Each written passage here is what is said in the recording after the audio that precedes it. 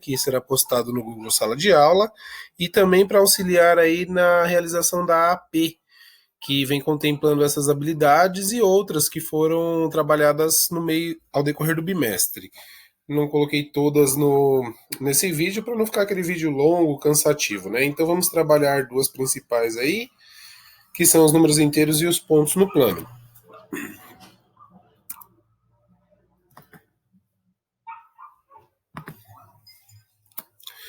Então, os números inteiros, ele também está junto com os números naturais, né? Agora é um novo conjunto, então o conjunto dos números inteiros. Dentro dos inteiros a gente vai encontrar os números naturais, que são os números do zero ao infinito, e os números inteiros contemplam os nossos números negativos, como nós já vimos ao decorrer do bimestre, tá? Então, para o lado esquerdo da nossa reta numérica, nós temos os nossos números negativos, e para o lado direito da nossa reta numérica, nós temos os números positivos. Lembrando aí dos números negativos, nós temos a regra de sinal, tá? Então, toda vez que nós encontrarmos sinais iguais, nós teremos mais, e sinais diferentes, nós teremos como resultado menos. Isso aqui se engloba onde? Na multiplicação e na divisão, e quando nós temos os sinais separados por parênteses, ok? Então aqui vamos dar uma observadinha nessas duas retas numéricas, onde nós temos ali na primeira do nosso lado esquerdo uma uma soma, né, de números. Olha só lá, nós temos menos 1 mais 4. Neste caso aqui, a gente tem a regrinha de sinal, certo? Ó, nós temos aqui, ó, mais separado por um parênteses. Então, ó, sinais iguais, mais. Então, nós temos menos 1 mais 4. Você partindo da reta aqui, ó, nós temos aqui, ó, menos 1 mais 4, né? E você anda 1, 2, 3, 4. Ó, você chega ao número 3, tá? Então, tem como a gente realizar essa operação tanto pela nossa reta numérica quanto pela realização pelo algarismo, tá bom? Uma aqui um pouquinho mais complexa agora, olha só. Menos 2 mais 3 menos mais 5. Então nós temos aqui, ó, menos 2, essa regrinha de sinal, sinais iguais mais, e essa regrinha de sinal aqui, ó, sinais diferentes, menos, tá? Menos vezes mais. Toda vez que eu tenho separado, então, por parênteses aqui, ó, a gente considera que aqui nós temos um sinalzinho de vezes, ok? Então, nós temos aqui, ó, menos 2 mais 3. Saio do menos 2 e vou até o 3, né? Então, menos 2, ó, conto 3. 1, 2, 3. E depois eu vou voltar, como, ó, menos 5 agora, né, ó. 1, 2, 3, 4, 5. Pela reta numérica, eu vou encontrar aí o menos 4. E eu fazendo a operação, eu também vou encontrar o menos 4. Então, operações com números inteiros, ó, aqui nós temos algumas operações, tá? Então, nós temos ali, ó, menos o 2 mais 5, então nós temos aqui, ó, sinalzinho positivo, vai ficar mais, né? Então, fica 2 mais 5, 7. Aqui, mesma coisa, ó, regra de sinal, mais vezes mais, né? 1 mais 4, 5. Aqui, novamente, a gente tem mais vezes mais, nós temos mais, então, 6 mais 3, 9. Deste lado aqui, nós temos a adição de números inteiros negativos. Então, aqui, ó, vejam que os sinais são diferentes, né? Ó, mais vezes menos, mais vezes menos, mais vezes menos. Então, toda vez que eu tenho sinais diferentes, o resultado é negativo. Então, aqui eu vou ter, ó, menos 2 menos 3 vai dar menos 5, menos 1 vai dar menos 2, menos 7 menos 2 vai dar menos 9. Então, aqui é como se eu tivesse uma dívida e eu adquiri mais uma dívida. Então, por isso, a gente tem sinais negativos, ok? Temos aqui a ideia de números negativos, né? Neste desenho, aí nessa representação, onde a mulher fala que onde ela está com 10 graus Celsius positivos, e o homem ali, pela aparência dele, que nós vemos ele de touca, de blusa e luva, ele está numa temperatura de 10 graus negativos. Então aqui a gente começa aquela parte de qual a variação de temperatura, quanto que está variando de o lugar que o homem está para o que o da mulher está. Qual é essa diferença? Então, toda vez que eu falo em diferença, eu falo numa conta de subtração, certo? Então, para eu encontrar a diferença, a variação de temperatura entre um lugar e o outro, eu vou pegar sempre a minha temperatura máxima e vou subtrair pela minha temperatura mínima, né? Neste caso aqui, dá para a gente observar aqui pelo nosso termômetro, ó. A gente pode pegar a variação da seguinte forma também. Do menos 10 até chegar no zero, eu tenho 10, não é? E do zero até eu chegar no 10, eu também tenho 10. Então, eu posso dizer que a variação da minha temperatura nesse caso é de 20 graus Celsius. Ok? Vamos para uma atividade. Ó. Em determinada cidade, a temperatura máxima foi de 4 graus Celsius e a mínima foi de menos 2 graus Celsius. Qual foi a variação da temperatura nessa cidade? Agora você vai dar aquela pausadinha no vídeo e vai tentar responder antes do professor corrigir, certo? Voltamos aí com a nossa correção, então, ó. Para a gente calcular a variação, a gente tem que fazer a subtração, ok? Então vamos pegar lá da maior pela menor. Então a maior temperatura é 4 graus, menos. Aí a minha temperatura negativa. Nesse caso, eu tenho que representar ela dentro de parênteses, tal, porque eu tenho um conflito entre dois sinais, ok?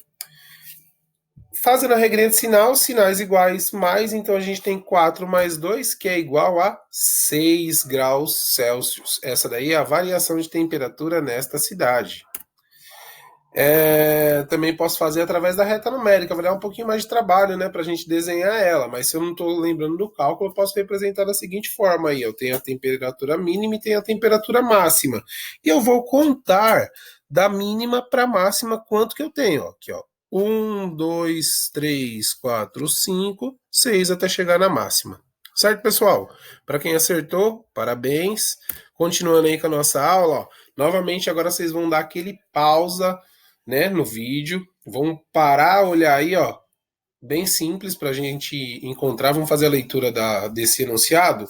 Na reta numerada abaixo, registre temperaturas no início e no final do dia. Em seguida, calcule a variação de temperatura nesse dia, registre seu raciocínio. Então aí vocês vão calcular para mim qual que é a variação de temperatura em cada uma dessas cidades, ó. Em Viena, na Áustria, em Londres, na Inglaterra e em São Paulo, no Brasil, né?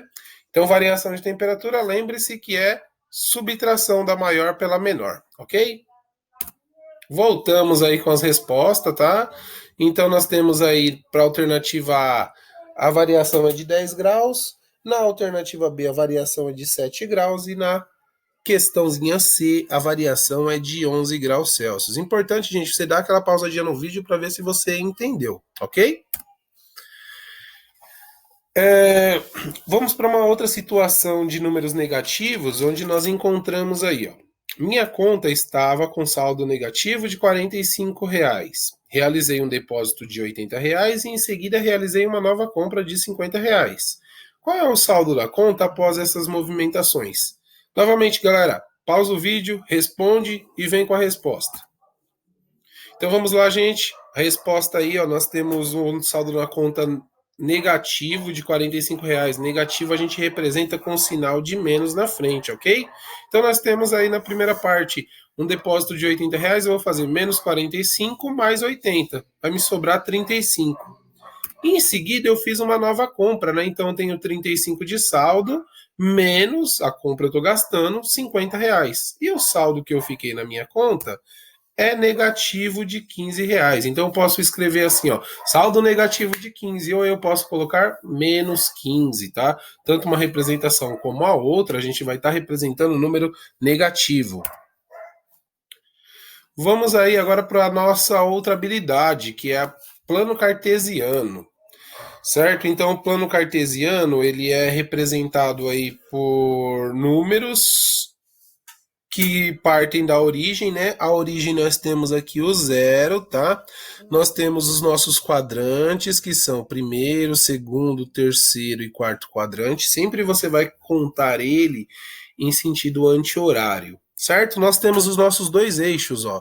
O eixo X, que é o eixo das abscissas, e nós vamos colocar os números na horizontal, e o nosso eixo vertical, que é o nosso eixo das ordenadas, tá? Da origem para cima os números são positivos, da origem para baixo os números são negativos. Mesma coisa aqui, ó, no eixo das abscissas, nós temos para a esquerda do zero negativo, para a direita positivo, tá? E o par ordenado, ele sempre vai ser representado pela letra X primeiro. Então, primeiro vem o X, depois vem o Y, ok? Nas nossas atividades do último formulário do segundo bimestre, nós tivemos vários erros lá, né, nessa confusão entre os eixos. Então, sempre num par ordenado, você vai colocar o X, posteriormente você vai colocar o nosso Y, ok? Opa, voltamos ao contrário. Então aqui nós temos aí uns pontos identificados no plano, ó. Por exemplo, aqui, ó, nós temos, ó, 2 e 1. Primeiro, o 2 é no X, ó. Então aqui, ó, 2 no eixo X. Sobe até o 1 do eixo Y. Encontramos o ponto aqui que está marcado, tá?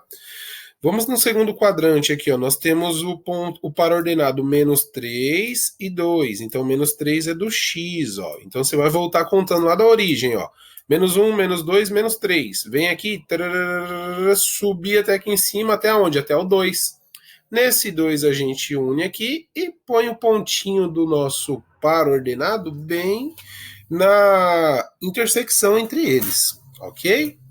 Outro ponto aqui embaixo, ó, nós temos menos 2 do x e menos 2 do y. Ó. Menos 2 está para a esquerda do x e menos 2 do y está para baixo, tá? Então, ó, negativos vai ser sempre para a esquerda e para baixo do y, tá? E os positivos para a direita e para cima, tanto do y quanto do x, ok?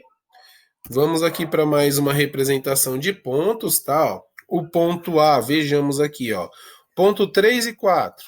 3 do X e 4 do Y. Então, aqui, ó, você vem no ponto 3 do X e sobe até o ponto 4 do Y. Marca esse ponto e fecha o nosso tracejado aí, ok? Vamos pegar o último ponto aí só, para observação, né? Então, nós temos o ponto menos 5 e menos 2. Menos 5 sempre primeiro X. Então, o menos 5 do X vai estar para o lado esquerdo, né? Ó.